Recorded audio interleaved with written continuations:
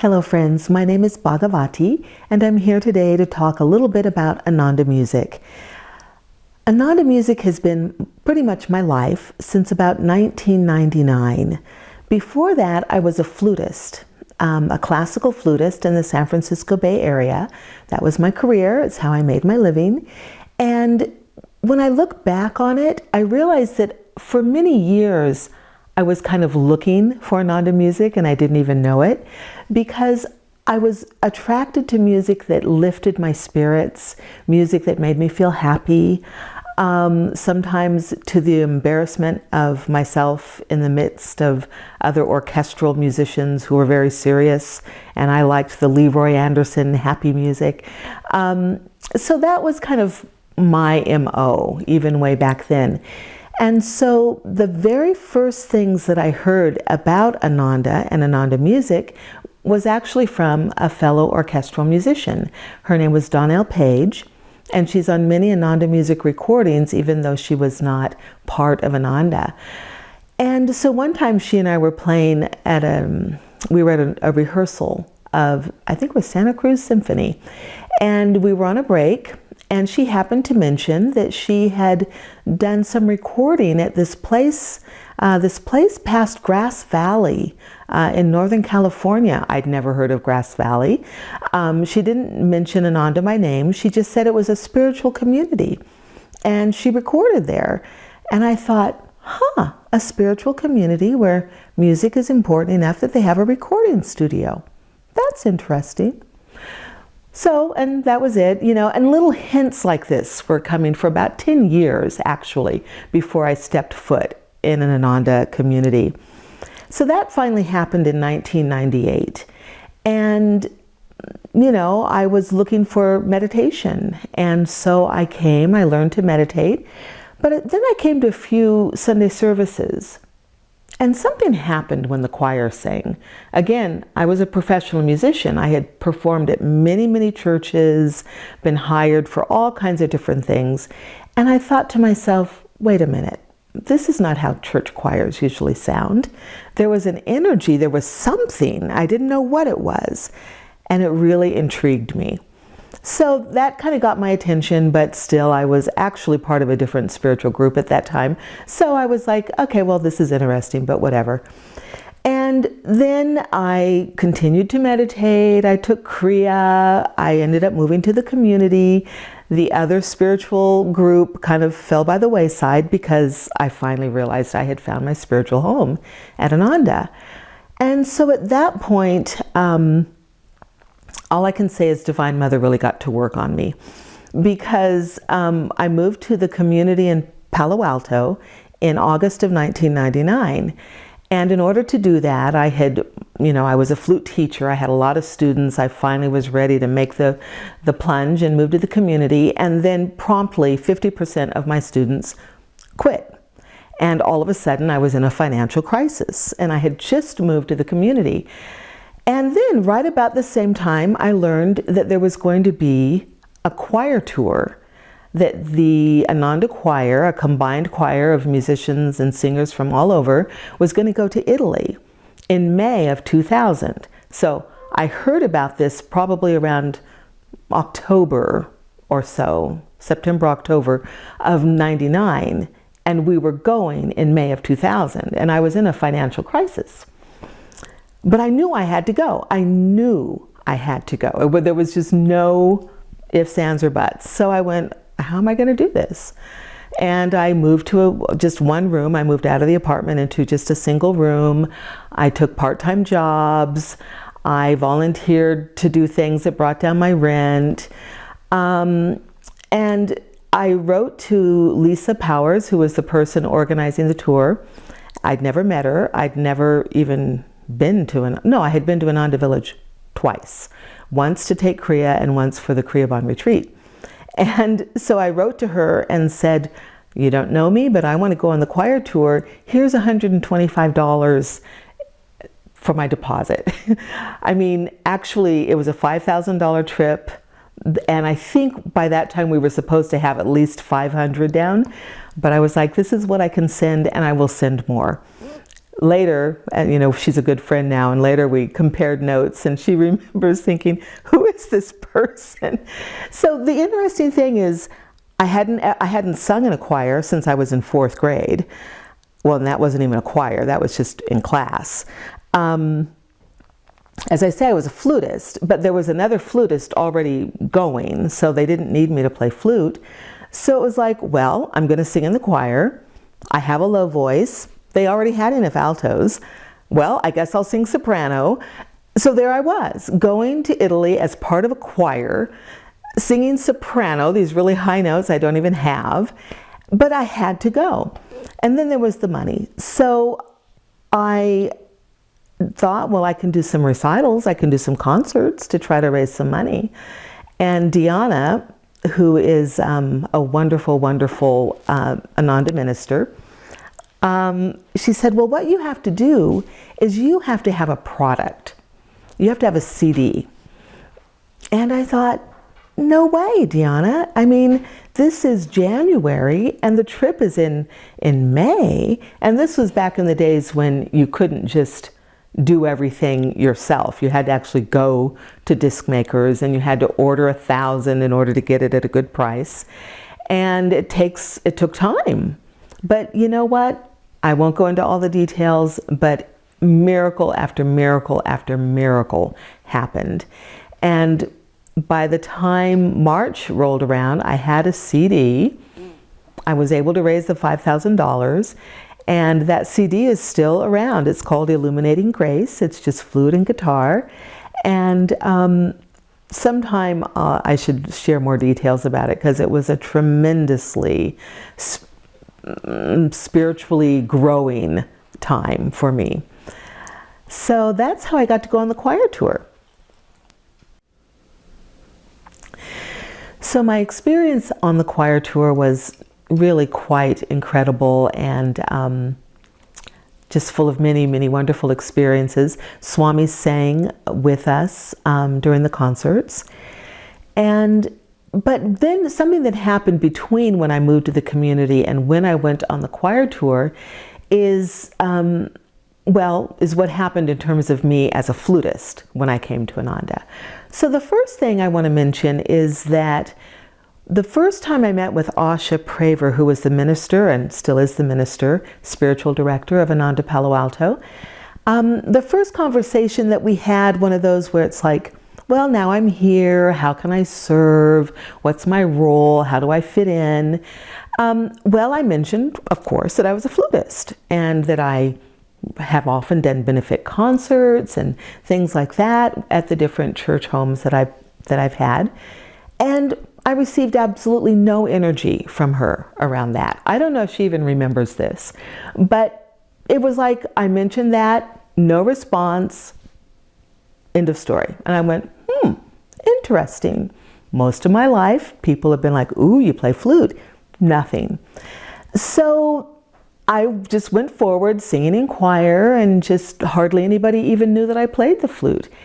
And in retrospect, I'm really grateful for that, because I kind of felt like I was on probation. In retrospect, I realized that it was almost as if they were waiting to see how I was going to be.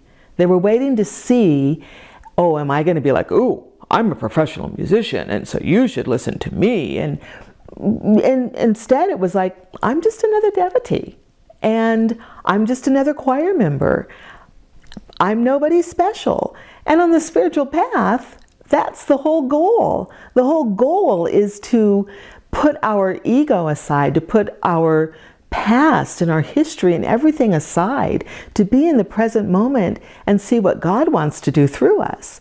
So it was a tremendous opportunity to learn. I'm not going to say it was completely easy.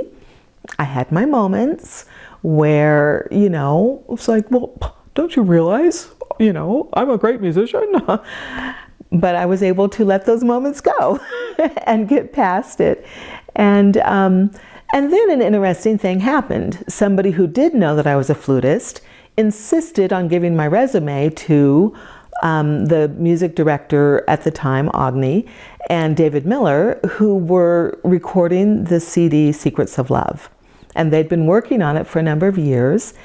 And so they learned that I played flute, and they asked me to come and play on that recording. And that was just one of the high points of my life. Absolutely a high point of my life. This was October of 1999, so I'd only been living in the community in Palo Alto for about 3 months. I came up to Crystal Hermitage.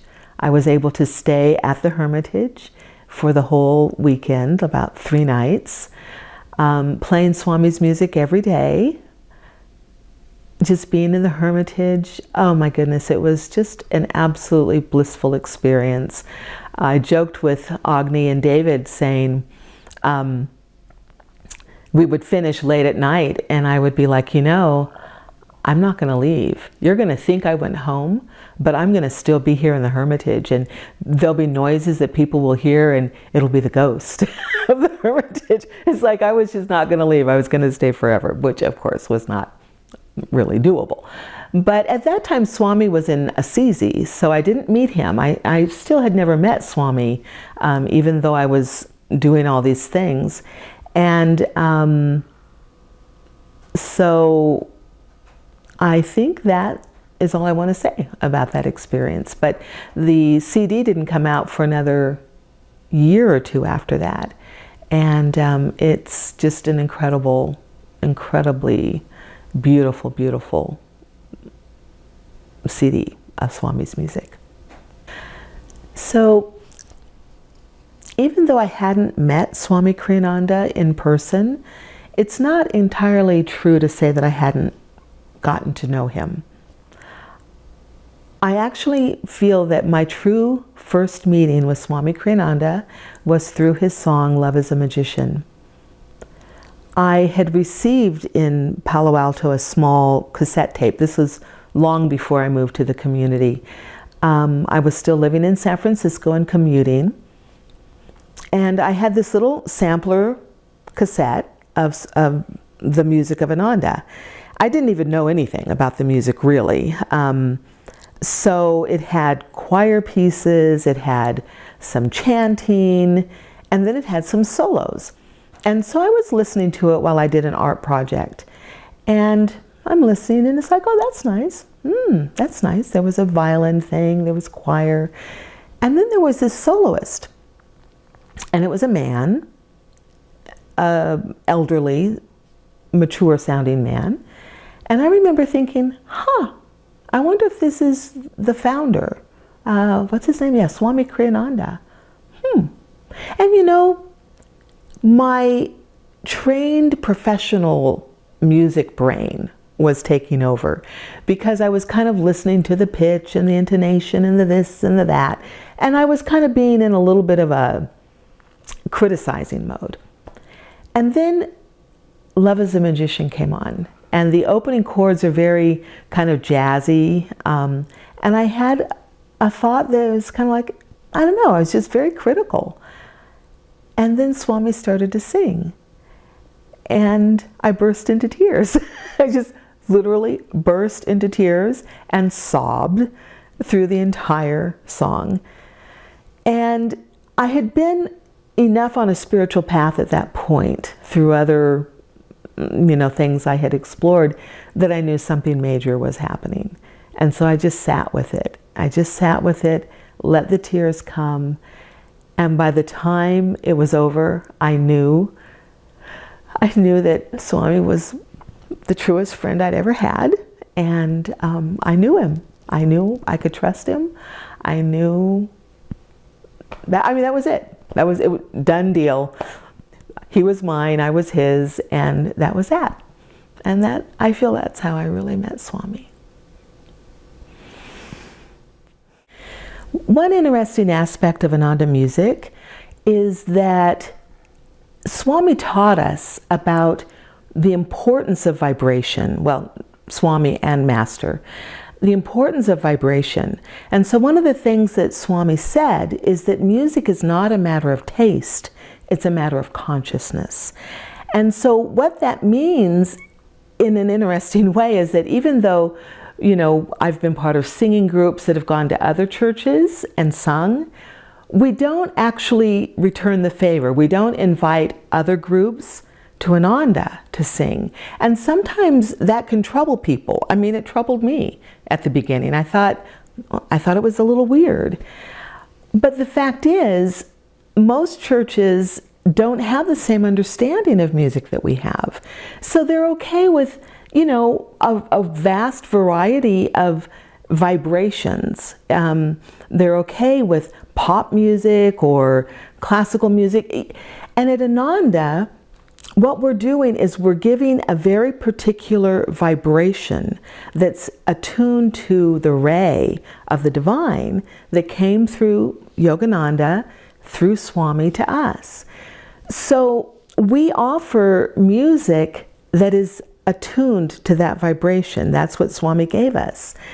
And so it's a very particular music, really, even though there's a wide variety. We have everything from, you know, big choir, oratorio, classical seeming type music, to folk songs, to children's songs, to chanting, devotional. It's a very vast variety. But all of it has in common that it's attuned to this particular ray. So the other thing that people will ask about is, you know, kind of just another way of approaching the same thing I already was talking about, which is, why do we only do Swami's music in our Sunday services? And that is mostly true. Most of the year, we don't do any music besides Swami's.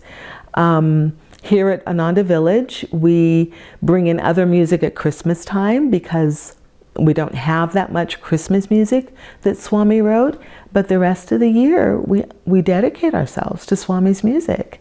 Now, because Swami emphasized that it came through him, it's not really his music, we do try to call it Ananda music, but, you know, Swami wrote it, so it's easy to call it Swami's music. But here's the thought that came to me recently that I think is worth thinking about. Ananda has grown substantially in 50 years. We're just about to celebrate our 50th anniversary of the very founding of the first Ananda, which was here at Ananda Village. At this point, there's Ananda, I think we're at 6 or 7 colonies in the States. We've got Ananda Europa in Italy. We have Ananda is just growing by leaps and bounds in India. But really, when it comes right down to it, there are only maybe 10 places in the world that are consistently performing the music of Ananda every week. Maybe 10 places. The colonies in America, Assisi, and then the growing centers in India. And when you think of how many millions of churches there are in the world, none of them are doing the music of Ananda. They've never even heard of it. Even though we feel like we've grown so much, we're still a very small percentage of what's going on in the world. So the thought that occurred to me recently is, if we're not performing the music of Ananda, who is? Nobody is. And if we're not performing the music of Ananda, giving it life and vibrancy and sharing it, then eventually it would disappear. And that would be a great loss. That would be a tremendous loss to the world. So I don't know that that is anybody else's reason for why we always perform the music of Ananda, but I think it's a good thing to keep in mind.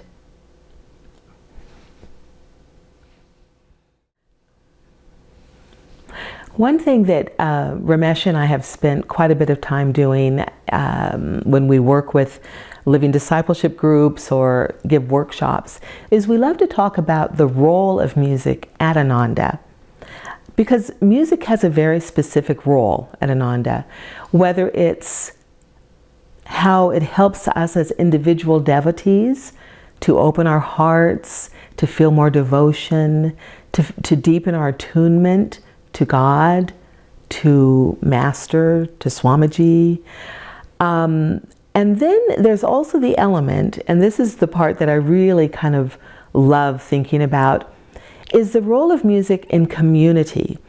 Because to me, it really correlates greatly with what happens in an orchestra, for example. You have a symphony orchestra of 80 musicians playing different instruments.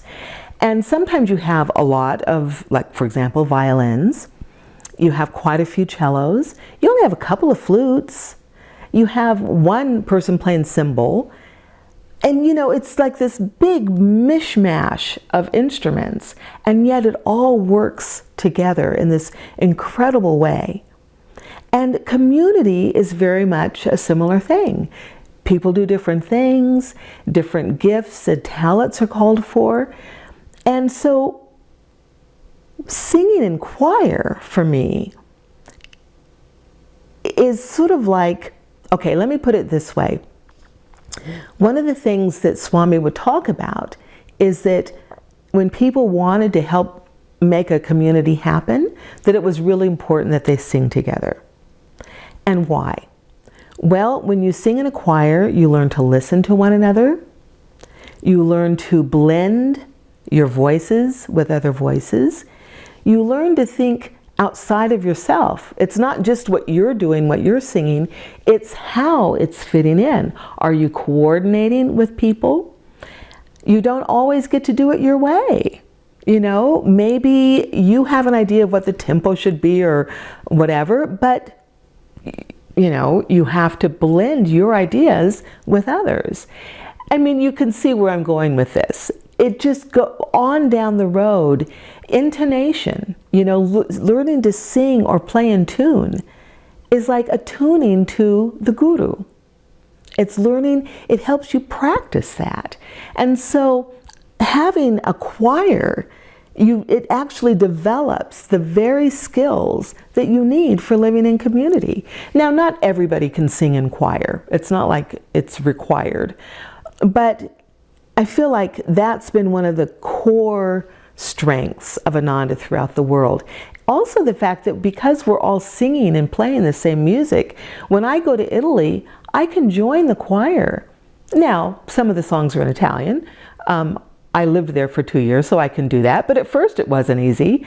But still, they're singing other songs that are in English. And then sometimes here in America, we learn the songs that are in Italian so that we can sing and we can go anywhere in the world and sing together. And that's one of the thrilling things that, that is a result of singing this music and being part of choir.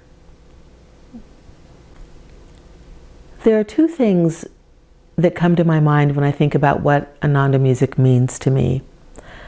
First of all, to me it's a tremendous way of keeping my energy high, maintaining my attunement to God and Guru, and to developing spiritually even when I have periods of time where I'm not the most disciplined person in the world, and sometimes my meditation isn't as strong as I would like it to be.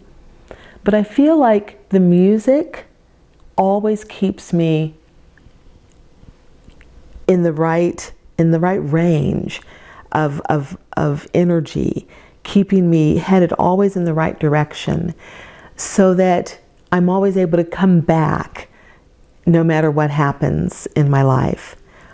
The other thing I would say about what the music means to me is that when I did come to Crystal Hermitage way back in my very, very early time at Ananda, when I got to record there, is that as I was in those recording sessions, and you know, there was a photo of Master and a photo of Swami, and we were playing these incredible melodies. And I'd been playing flute for 40 years at that point, maybe longer, but all of a sudden I felt, this is why I've played flute. I tried to quit playing flute many times, and I never could. I tried to sell it. I couldn't. I mean, nobody would buy it, no matter how low I took the price. And finding Ananda music really, in a way, gave my life meaning. It's like this is what I've been headed for my whole life, and I finally found my right place.